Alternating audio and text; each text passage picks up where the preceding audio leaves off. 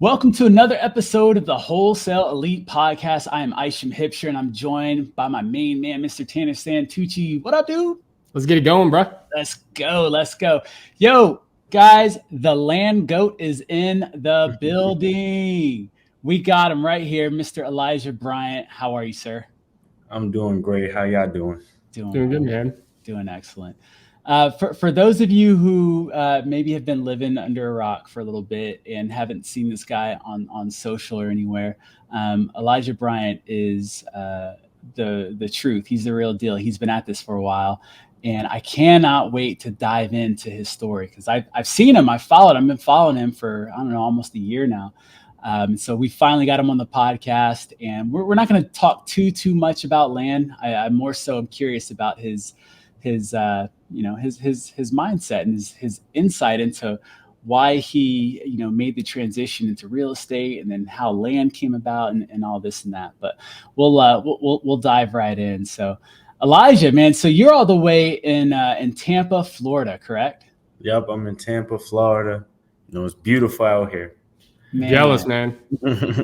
No kidding. I think Tanner and I both are jealous. I'm in Alaska and Tanner's in Oklahoma, so you definitely beat us on the weather. Yeah, it's hot, it's sunny, palm trees. Yes, even sir. Winter time. I love Tampa. Man, so you're originally from New York, right? The New York City? Yep, Staten Island, New York.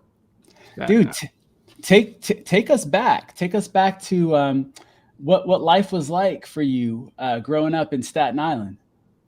Growing up in Staten Island, just like any urban city, a lot of people, a lot going on, especially in New York.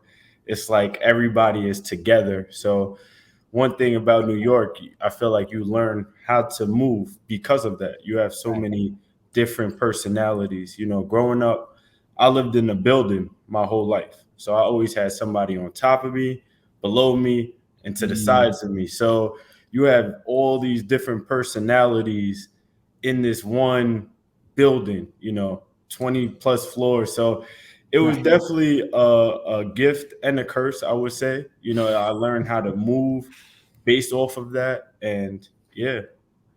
What's family life like? Are you only child or big family or? Yeah, so I'm the only child. I had my mom and dad. They, kind of broke up when I was around 7 years old, but they lived 10-minute walk from each other. So, whenever I get in trouble with my mom, just walk over to my dad's house, So definitely it was still a blessing. And yeah, they're both in my life, have a big family, supportive family. So that definitely makes everything a lot easier. That's phenomenal. I can relate a lot to that. My parents divorced and remarried 3 times before they figured it just wasn't going to happen. And the final time I was, I don't know, 9 or 10 or something like that. But yeah, my dad did the same thing. He always stuck close by. And so even though they didn't live together, they were both still in the picture. And I'm extremely grateful for that, I'm sure you are as well. So good. So you're clearly an entrepreneur. Where did this come from? Were your parents business owners, or did they raise you to be like that? Yeah, my dad actually owned his own business, BB Express, growing up. I used to always see his truck. What he would do was deliveries for, high-end clients. So I would see his truck growing up, see BB Express. He had it like big printed on his truck. So I guess growing up, that subconsciously made me want to be an entrepreneur as well, growing up. Absolutely. Did you go, like, after high school, did you go straight into entrepreneurship, or did you do college, or what was that route like? So after high school, I went to college for business and marketing. I wasn't the best student per se, but always had a great work ethic. It took me 6 years to get a 4-year degree, but Nice. I would say, within those 6 years, I learned a lot. Even though I wasn't the best student, I did get, extra years of schooling, and it allowed me to mature. So absolutely. Yeah. That's an incredible perspective that you have on that. Most people will kick themselves for not, or they'll almost be ashamed when they mentioned it. But for you, it's a badge of honor, because it's like, no, like, I didn't rush through it. I wasn't the best student, which no entrepreneur is. Most of us are very ADD, and it's hard to just pay attention. We're not the best pupils, but you got it done, and you built I'm sure you built an incredible network over those 6 years. And you've learned what it took to do stuff on your own without having someone, barking down your back. And so that's another thing with college, right? You kind of separate from your parents. I went to school outside of my the city, so I went to school upstate New York. So now like I'm by myself and just trying to figure things out. So I did play basketball at college. I was very good. I loved basketball. That was my passion. I always had a strong work ethic in the gym, before class, after class, after practice, I would stay around, shoot. And that actually gave me the opportunity to play in El Salvador, basically low-level professional basketball. Dang, that's pretty awesome. I'm starting to see a common thread amongst people that we interview, and that a lot of them have sports backgrounds. So I'm curious, do you, well, let me ask this first. You said you've got a great work ethic, and you first one showing up to practice, last one to leave and whatnot. Was it always that way? Or did your dad ever sit down with you one time when you were slacking off and have a conversation? Or was that just an innate thing for you? I think so. With basketball, I'm 5'11". I grew up actually playing soccer. So to get that edge over people, I had to work twice as hard as everybody else. Right. So once I noticed that, once I put in the work and I'm getting this separation from people, with my skills, getting the accolades, I know once I put in the work, and if I put in more work than everybody else, I'm going to be better than everybody else. So I feel like that just translated over into real estate. Tanner, nice. I'm sure you can relate to a lot of that. Yeah, no, I played college baseball, and so I was actually going to mention the two things that piggybacking off Isham. One is it seems like athletes, it's a common trend among entrepreneurs.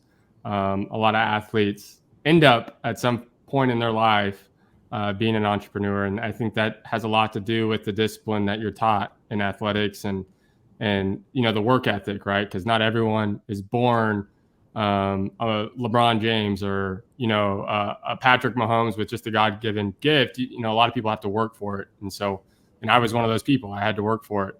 And then the other thing, obviously, that makes me laugh every time is the college aspect of it.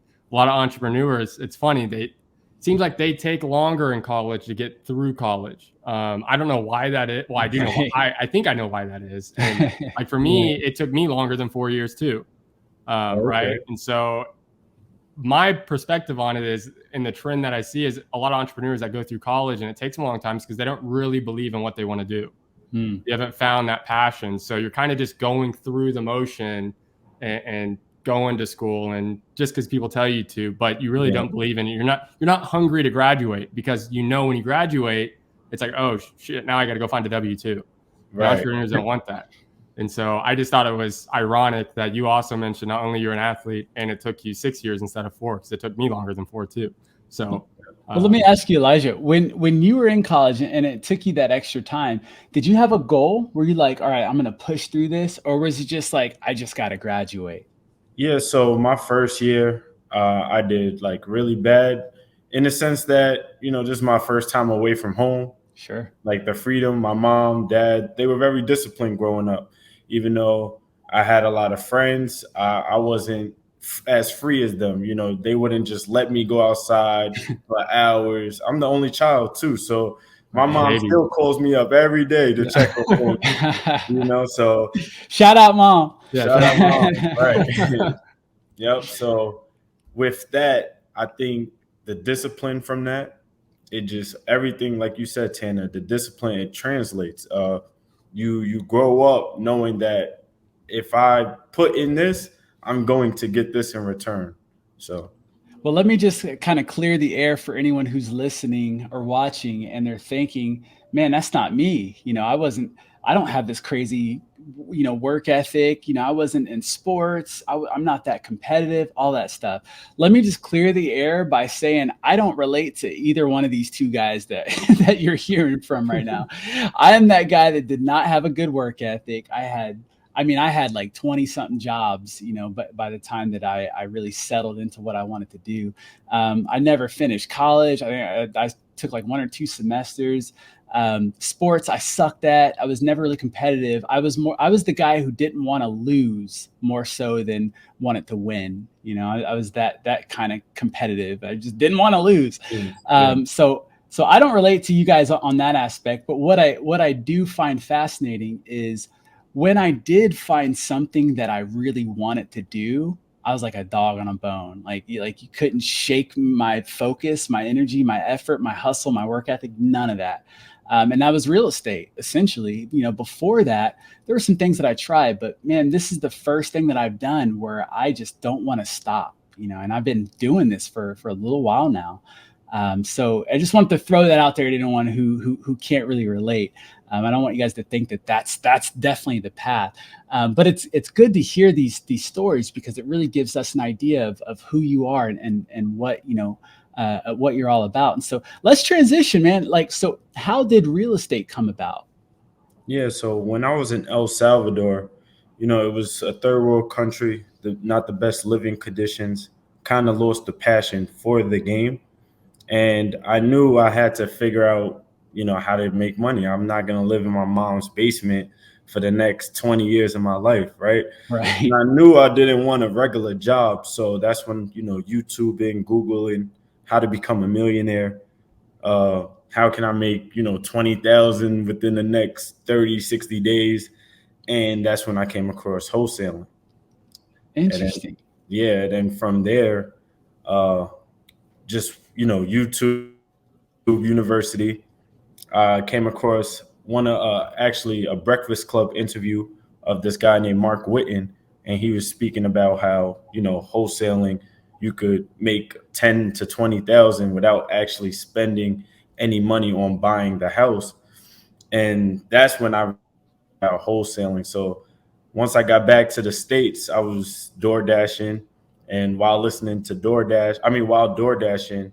I'm listening to the Wholesaling Inc. podcast. I'm listening to different podcasts. And then that's when I came across this dude named Dan Green. And he was being interviewed by Brent Daniels. And he was mentioning how he moved from Jacksonville, Florida to Tampa, Florida, living on his friend's couch. And he made $300,000 in 1 year wholesaling real estate. And that blew my mind. We were the same age at the time, 25. I'm watching this actually with my mom at the time, and she's like, hit him up, hit him up, hit him up. My ego was like, no, we the same age. I barely got $50 in my pocket. Like, you're not even gonna reach back out to me. But, I put my ego pride to the side and I contacted him. And, I asked him, listen, like, I'll work for you for free. Just if you could teach me the game, if I could learn from you. And he said, come down for an interview. And told my mom, in New York, you don't really need a car. So my mom gave me her car and I was on my way to Florida. Man. So when you came down for the interview, were you planning on living in Tampa, or were you just coming down to kind of see what this guy was all about and then drive right back? Yeah, so I do have my grandmother. She lives about an hour and a half outside of Tampa. So knowing that, it made it 10 times easier because now I could just live with my grandmother, pay some bills and be next to people that's doing real estate. So once I actually got down here, I didn't, meet up with Dan right away. I had bandit signs that I was going to put in Staten Island. So I just took those bandit signs and I started putting them out in Florida, in Tampa. As soon as I got down, I put the bandit signs out and, eventually met up with Dan and I worked for him for a little bit. So was Dan, when you came down for the interview, was he doing land or was he doing property? No, he was actually doing houses. So, yeah, when I was in the office with him, when I actually started working with him, all I knew about was driving for dollars. Right. I didn't know about creating lists and cold calling and, speaking to the sellers like that. So when he actually gave me the opportunity and I was on the phones, I was terrible. I had no cold calling experience. So what I used to do was I used to like record him because he was really, really good on the phone. I used to record him. Uh, and then after work, I would DoorDash for like 3 or 4 hours. Then I would go back home and then practice what he was saying to sellers in the mirror, just mimicking him. So, and I noticed like each day I would get a little bit better, a little bit better, a little bit better, to the point where it was like, you know what? I think I'm comfortable doing it myself. And then that's when I started trying it myself. Man, Wow. that's so powerful. But when you were mimicking him, did you ever find yourself saying, how do I incorporate my own personality into this conversation? Or did you just get really good at understanding kind of how he was thinking and why he was saying what he was saying? Like what was it that you really kind of gleaned from listening to his conversations? I think more so tonality. Mm. And then also what I noticed was every call is fairly similar. It's not that big of a difference, right? You need the motivation, condition, timeline. So it was fairly simple. And that's where, I started just practicing. And I feel like I developed certain situations that he was going through, and I knew exactly what to say now because I was watching him over and over again. Right. So when I started doing it myself, that's when I started getting deals. I closed 12 house deals within that 8 months before I Wow. actually got into doing land. Well, let me ask you this, and this is kind of backtracking just a hair. When you came down for the interview, knowing you were going to potentially move in with your grandma, I guess the first question is real quick, did you already plan, and I may have missed this, did you already plan it moving in with your grandma? Is that already set in stone, or were you just like, that's an option? Yeah, so when he called me, I mean, when he said come down, that was the first person I called my grandmother. I let her know, my dreams, my goals, what I was looking to achieve. She said, come down. Let's do it. Because the reason I ask, and it leads into this question, is I'm a believer in not having a plan B. And so what I interpreted, however the hell you say it, I can't speak right now, but how I took that is essentially you weren't going to use your business and marketing degree in Tampa. You came down to Tampa with one goal and you were going to make it happen regardless. And like I said, I'm a big believer in no plan B, because I think if you give yourself a plan B, you're giving yourself already an excuse to quit before you even start. And so I want everyone that's listening to, again, use what Elijah is saying. And if there's any doubt in your mind, in my opinion, don't do it, because you're already failed. So listen to what Elijah said again and go take the action. Don't have a plan B, and take risks. And Elijah's a living proof of that, because it sounds like it obviously worked out. Yeah, like my whole mentality was kind of like a get rich or die trying. Yes, like, sir.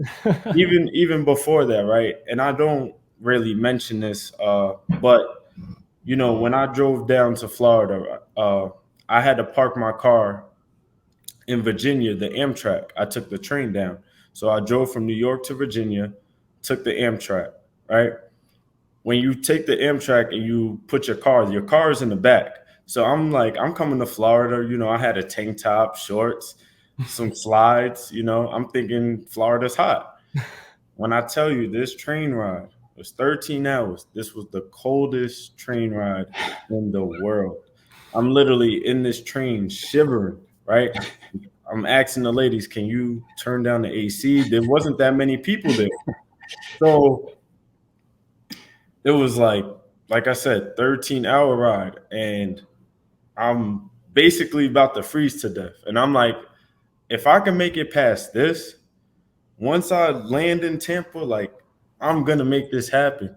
And Another thing that I learned from that was I'm never going to be scared to speak to somebody again, because I feel like what I could have done to eliminate that whole 13 hours of pain was all I had to do ask everybody that was on that train ride, can I borrow a blanket? I'm freezing. Can I borrow a sweater or something? Because I was really felt like it was over. So I knew, yeah, like I knew once I actually touched down into Florida that I'm gonna make this happen, because I just went through all the pain that I had to go through. Man. Let me ask this one thing real quick, because let's just jump right into it. So I know you said you did 12 houses in your first 8 months wholesaling. Yeah. So it sounds like you had success doing that. So why transition to land? Yeah. So even when I was doing houses, right, I was getting deals consistently. What I noticed, right, especially in entrepreneurship, is always going to be pivots. So when I first started out, was driving for dollars, drove the whole Tampa, St. Petersburg, Lakeland, all the surrounding areas, right?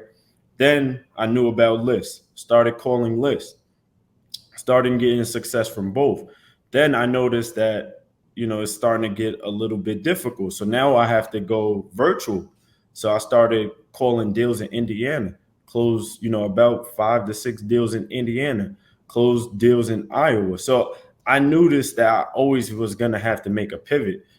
Then I noticed, houses started getting real tough. I didn't have a deal the next month. So that's when I knew I had to pivot, do something different. I did have a couple people out here that was doing land. They was getting deal after deal after deal. And I'm doing good at houses. I'm getting deals that was 20,000, 15. So I ain't jumped right in. But once I knew that little, like that hold where I don't have a house deal the next month, that's when I was like, you know what, I'm gonna just try land.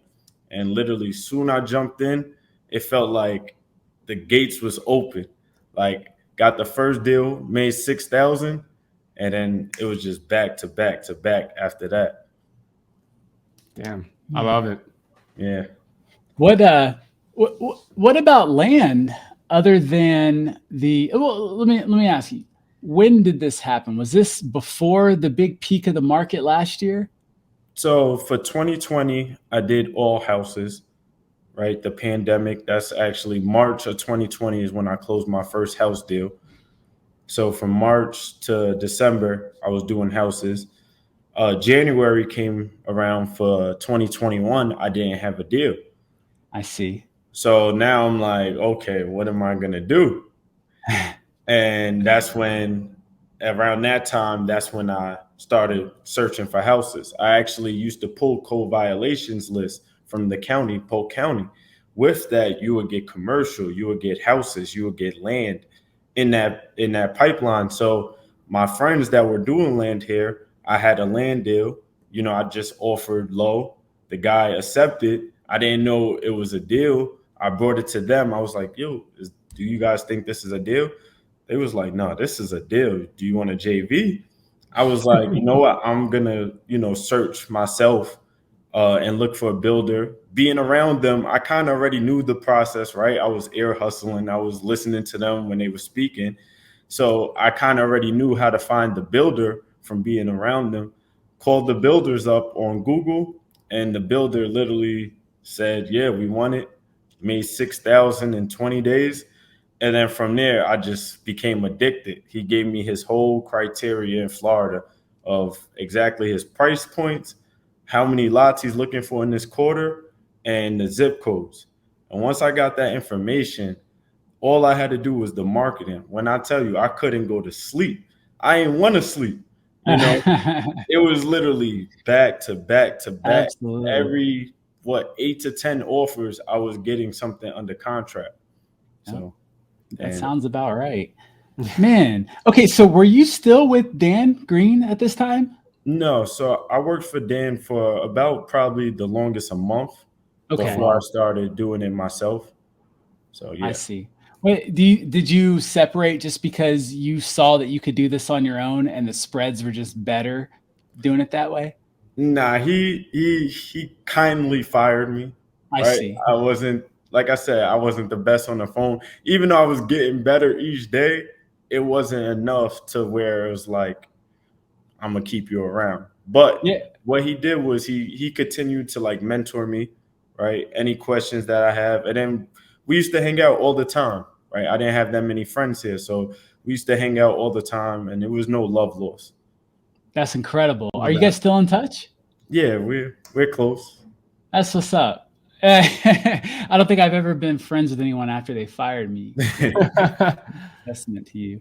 Well, man, I know I'm going to let Tanner loose here in a second because I know he's got a lot of stuff he's probably going to want to ask you about land.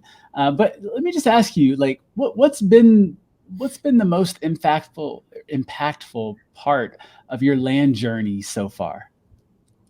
Impactful.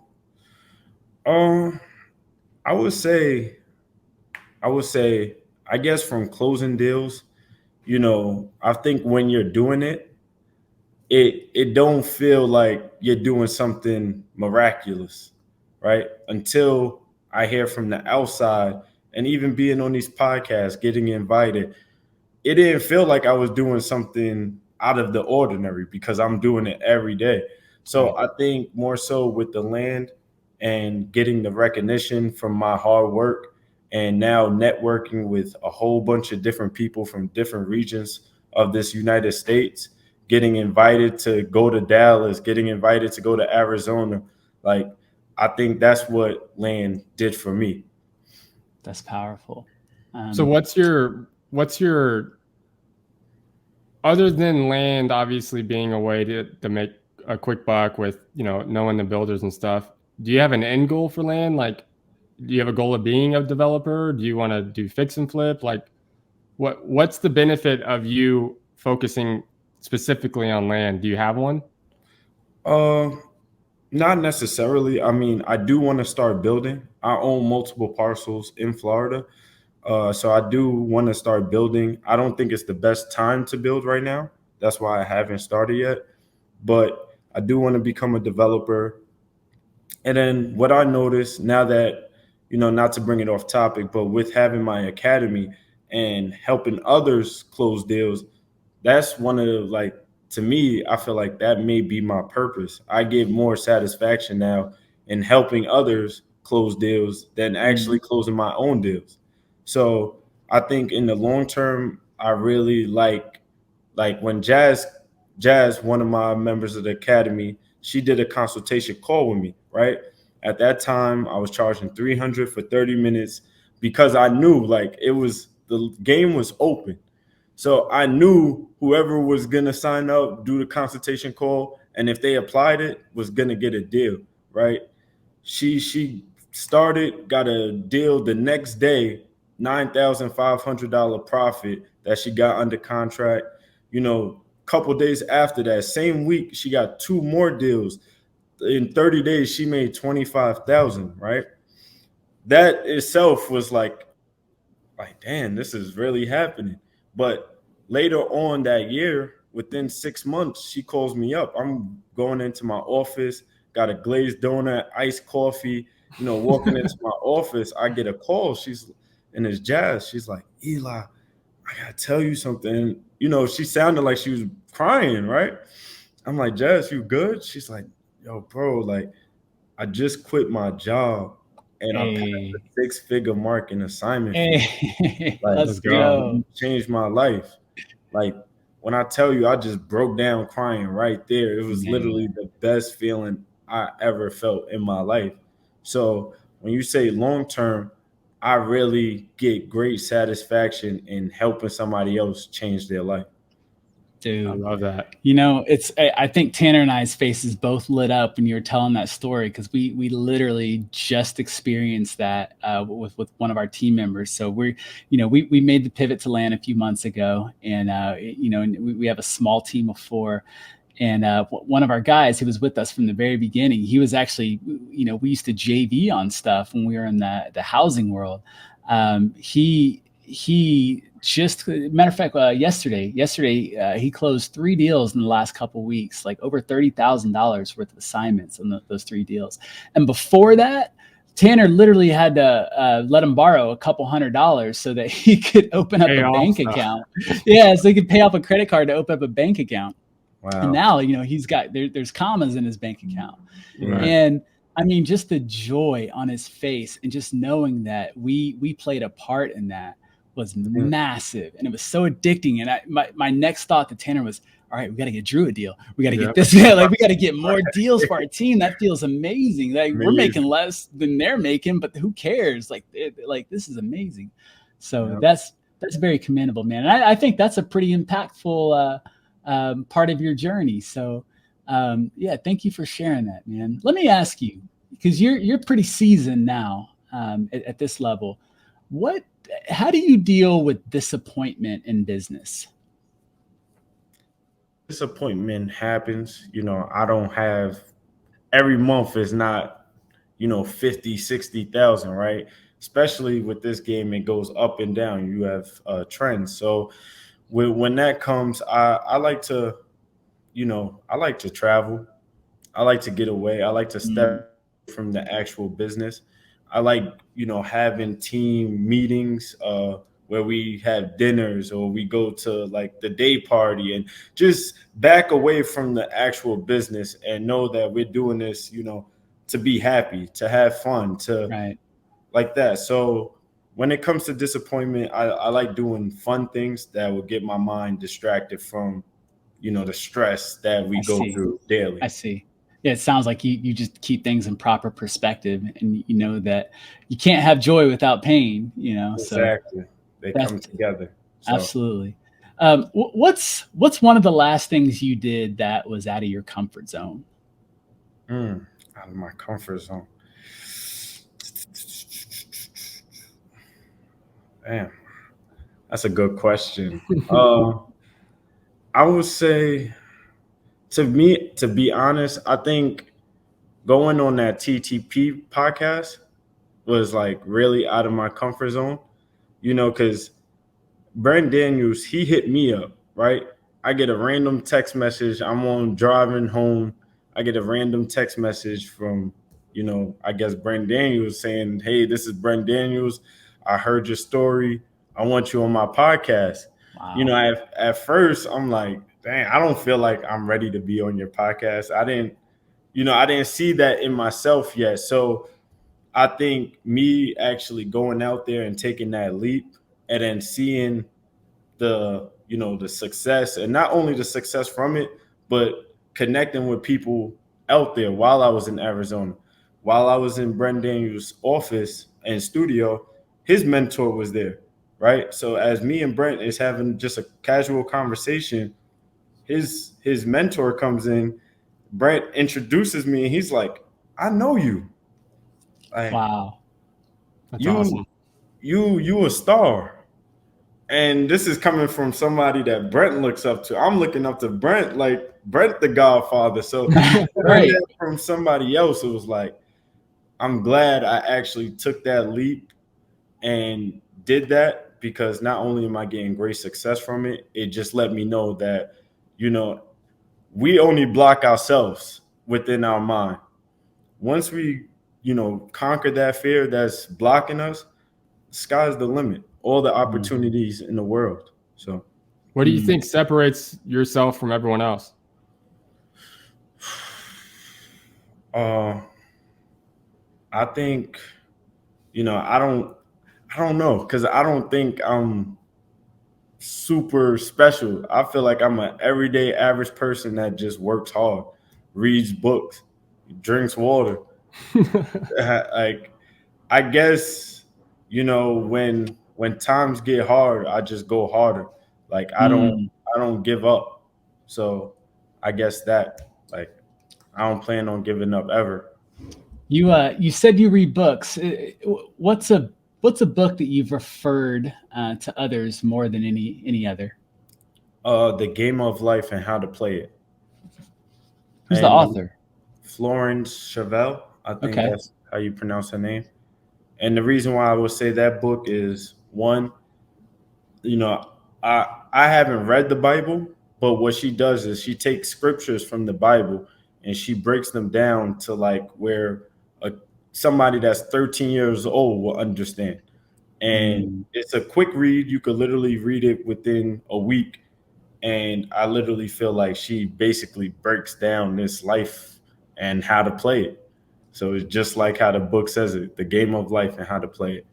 That's incredible. Well, thank you for that. I'll definitely check into that. I like you. I've never read the Bible, but I think I've read enough books that take excerpts from the Bible where I could probably patch it all together. There's a book that I have here, Doing Business by the Good Book, and that was the first one I ever read that was, secular in any degree.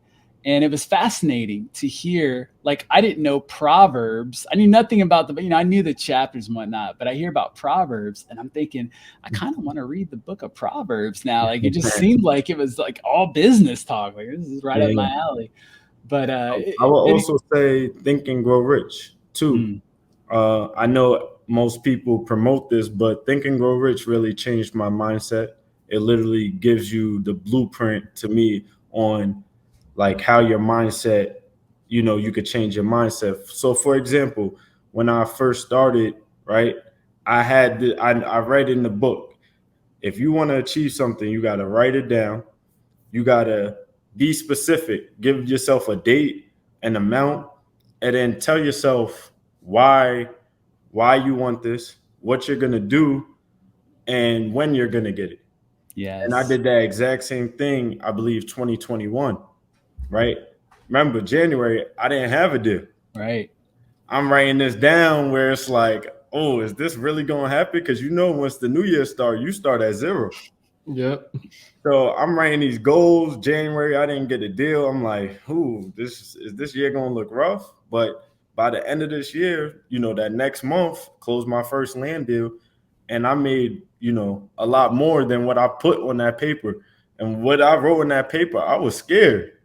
I'm like, dang, I didn't make, when I was doing houses, I just got to 6 figures, right? But when I was writing those goals down, it was basically 165,000.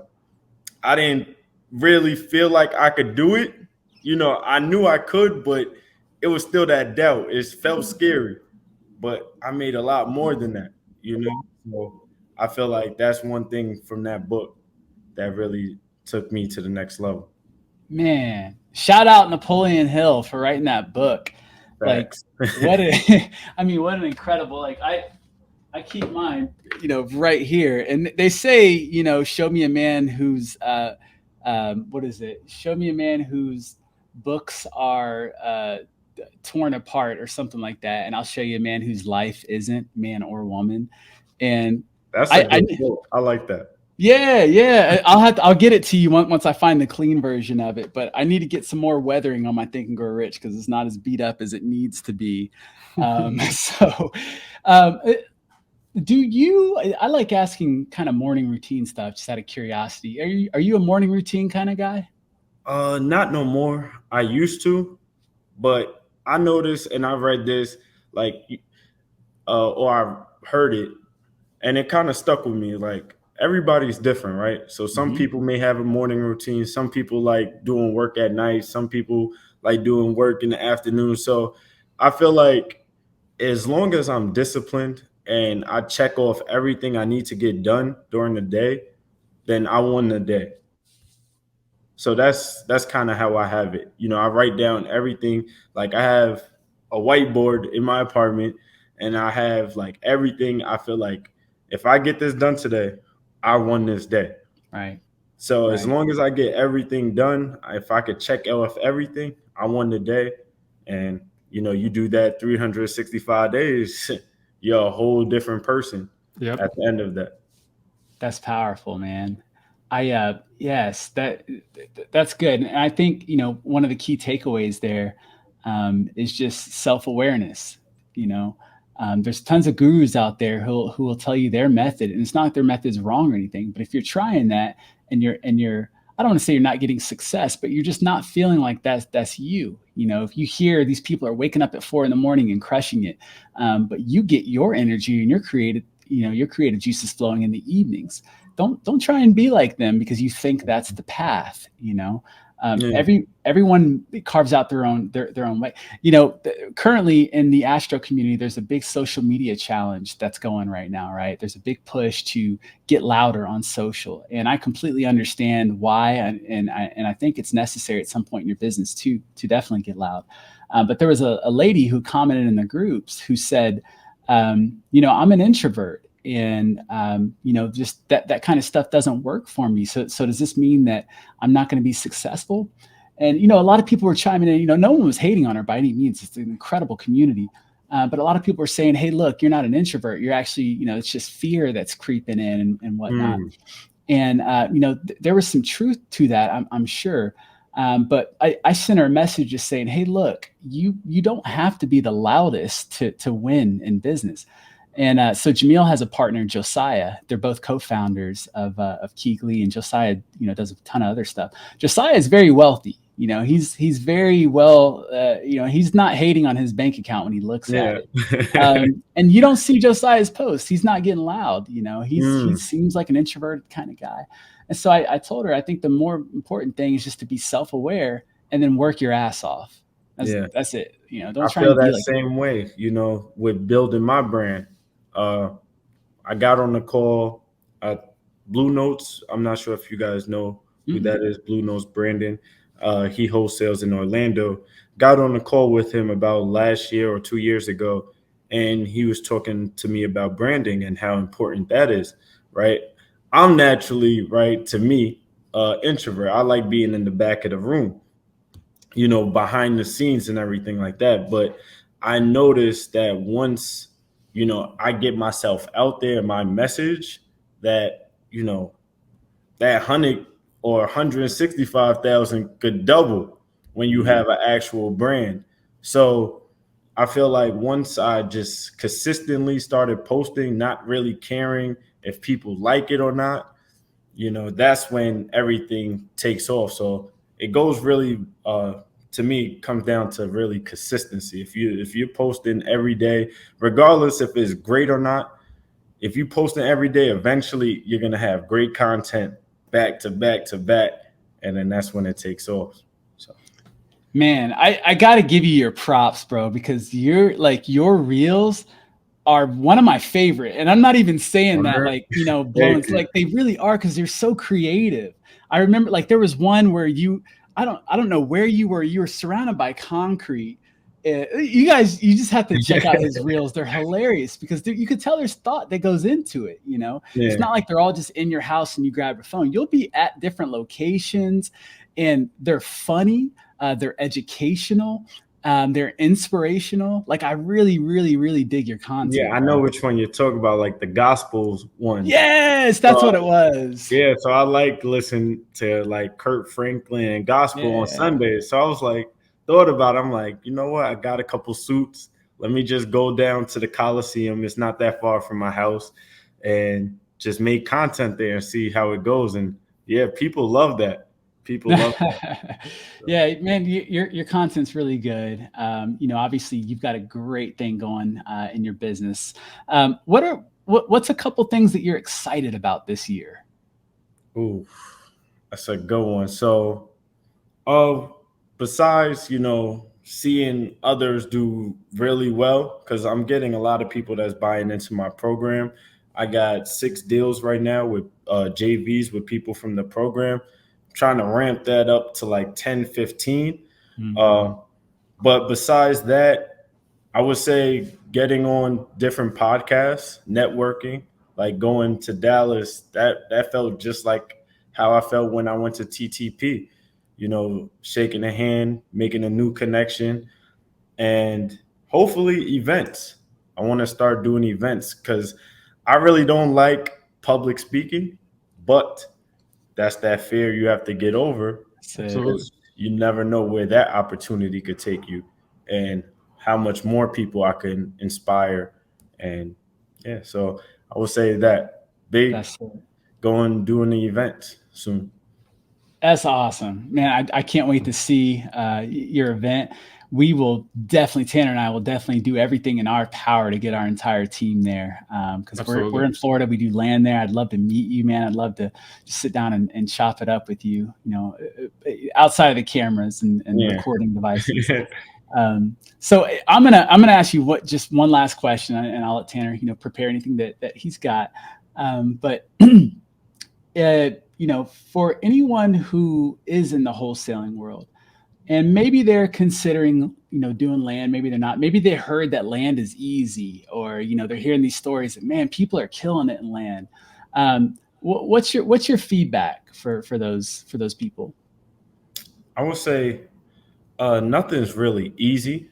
It may be simple, but it's not easy. You have to put in the work. Without the work, there's no result. And I would say definitely tap in with me, because what I noticed from land, besides it being less saturated, there's a lot of opportunities. The conversation is straight to the point. That's Right. one thing I love about land. I don't have to ask about the condition. Really, I don't even have to ask about motivation. It's Right. more so finding the gold. So there's so many opportunities out here. Like, I showed my students and my members of the academy, if you look on Zillow, you put sold lots last 30 days, you remove the boundaries, you'll see across the whole United States, there's lots selling throughout this US. I literally closed the deal in California using that same strategy. Looking at where lots were selling, I seen a good amount of lots selling in this market in that area, and I made some good money in that market. So it's so much opportunities in this game, and this is why I need like as much people to tap in, Right. because the more people that tap in get good success, I get that feeling again over and over. And that's how you become a world changer. So Amen. trying to change people's lives. Incredible. I mean, I can probably speak for Isham on this, where, man, your story is incredible. Not only of how you got into real estate, but just the persistence and, the risk you took. I think that goes a long way to show why you're successful, because not everyone's willing to do the things you've done. So that's just a testament to you. But the I guess more or less a question is, to kind of wrap this thing up, is what's the piggyback on the last question, what's maybe if a wholesaler came to you and said, hey, I want to get into land, and I know there could be a whole nother episode on just this question I'm probably about to ask you, but what quick steps would you tell them, to get started? Like, in one market, here's my market, are you telling them to go look, for active listings? Are you going to tell them just to go pull an off market list? Like, what are maybe 2 to 3, maybe 4 steps real quick to get the first deal, to sell the first deal?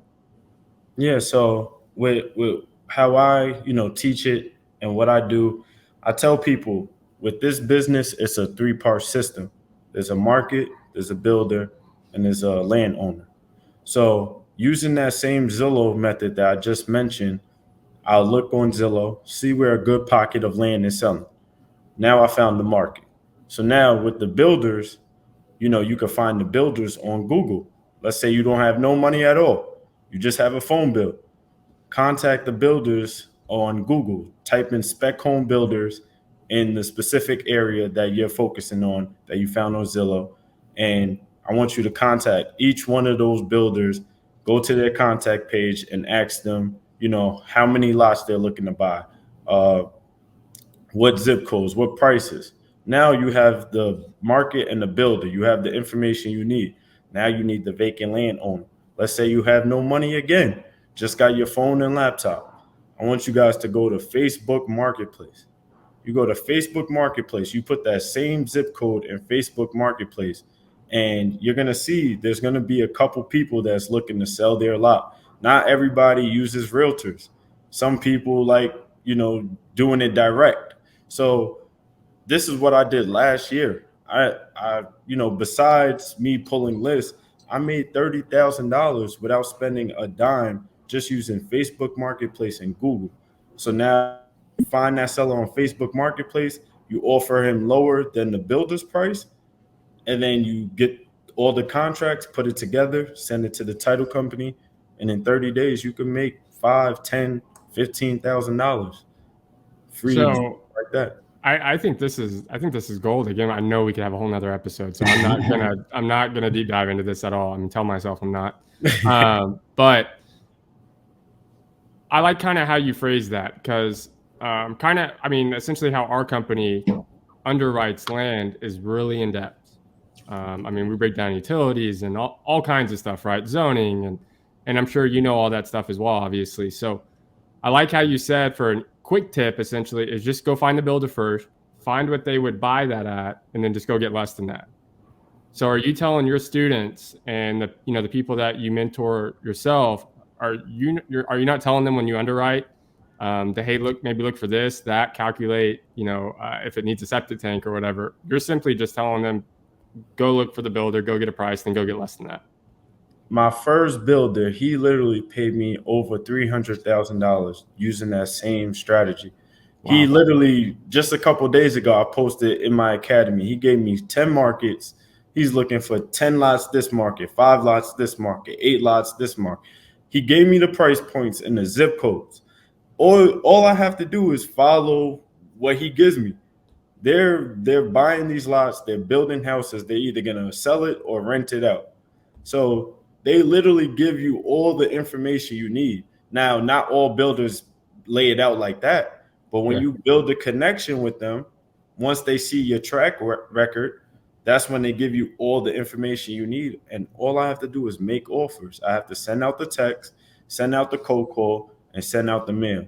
And as long as I'm doing that marketing funnel, I'm guaranteed gonna get a deal, or 2, or 3, or 10. I love that.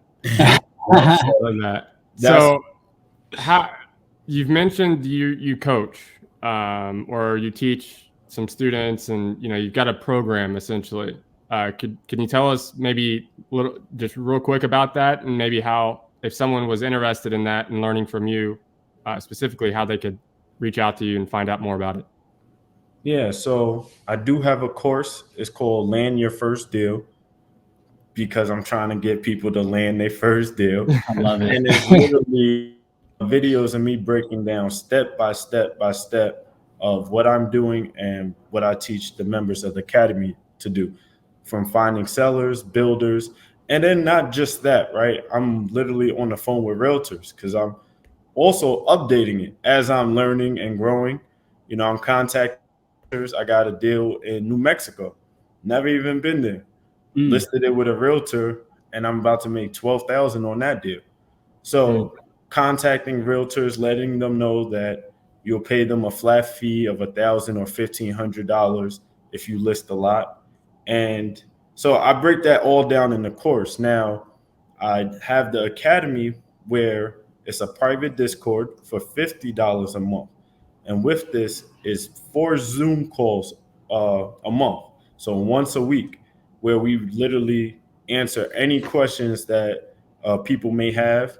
And we put our builders' criteria, prices in that Discord. So you don't have to find the market in the building. Wow. All awesome. You have to do is pick up the phone and start dialing. So that's how I have 6 deals right now going on with members of the academy, because I send them the market and the builder. And literally one dude, he came in, he has 600, right? He bought my program, which is 500, got into the academy. He started making calls, and within a week, he found a deal. I had the builder, and we're about to make $13,000 on that deal. So it's a very quick turnaround. With this game, we're finding gold. So I feel like speed is important. So if you're watching this, tap in as soon as possible, because spring and summer is coming, and that's where a lot of opportunity is across the nation, not just Florida. I close deals in Florida, North Carolina, Colorado, Arizona, California, maybe New Mexico. If this one closes and makes it to the finish line, like, it's opportunities out there. So speed and get to it. Love it. Man, that's incredible. So one thing I will say, and this is mostly for the listeners and viewers, is Elijah is a tough get. He's busy. He's got a lot of stuff going on. He's got his business, and he's got his academy, and everything else that's going on in his world. So you're not going to shoot him a question on IG and hear back right away. So let me ask you, in your course or in the academy or whatnot, do your students have the ability to ask you questions directly? Yeah, so that's why I created the academy, and this is why I made it, $50, because usually for these Zoom calls, like I told you with Jazz, I charge her $300 for 30 minutes. I try to make it $50 so a good amount of people could join, and then they all have access to me, and not just me. It's me, Jazz, a couple other people that I taught within the last 2 years that made over 80 or 90,000. We're all breaking it down. So right. With the academy, it's not like everything is even coming to me.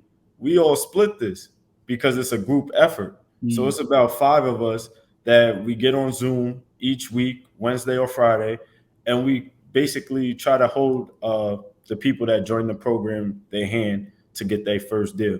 And not only that, kind of motivate too, because I put the builder's criteria, the price points and everything in my academy. So it's literally no excuse. All you have to do is send out the messages. So incredible. Well, I mean, obviously, Elijah, you've been at this for a little while. You're very successful. What are some of the highlights or the crazy experiences that real estate has allowed you to experience? So, well, with certain deals, like I just got a deal for 7,000, right? This deal, I did not know it was going to close, right? Once I signed with the seller, on PropStream, it just had I guess the husband's name. The wife's name wasn't on it. So once we send it to the title company, we're getting ready to close. The title company mentions that, the ex-wife, their name is on the deed as well. So I'm trying to contact the wife through True People Search. I sent her a letter in the mail. She didn't get back to me. So I'm like, this deal might not go through. I get an email from from the title company, and they said they reached out to the wife and she's on go. And I literally made 7,000 from that deal, and it kind of slipped my mind. I was already on to the next one. So it was just another extra 7,000 that just came in my lap. So another thing with land is it's very quick. It's very quick. So I get a lot of deals from direct mail where I send out Google Street View pictures of their lot. I literally get a lot of people that call me up and say, I worked with you because you actually took the time and went to my lot and took the picture. I was in St. Martin or Columbia. I didn't go to the lot. So it's different strategies if you use that sets you apart. And if you use it consistently, you can make a lot of money while doing it. There you go. It's one of the key themes to my life. I always say, don't be better, be different. Yep. Different sets yourself apart, and it makes you a lot more memorable. It makes you more remarkable. And so that's incredible, bro. We'll land this plane.